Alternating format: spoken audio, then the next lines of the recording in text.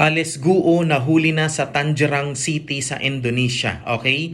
According to PAOK Chief Gilbert Cruz, the dismissed Bamban Tarlac Mayor Alice Guo was arrested in Indonesia kaninang 1:30 ng umaga. Wednesday ho yan mga kaibigan, September 4. The dismissed mayor is now in the custody of Indonesian police sa Jatanros Mabes Polri. Okay? Guo Waping, also known as Alice Guo, is not with his brother Wesley Lial Guo during the arrest. Mga kaibigan, kasalukuyang pinoproseso na ngayon ang pagpapabalik sa dating mayor sa ating bansa para harapin ang mga complaint laban sa kanya.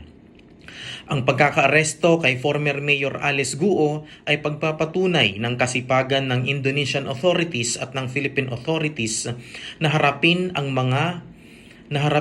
ang mga complaint laban sa kanya. Okay? So once again guys, thank you.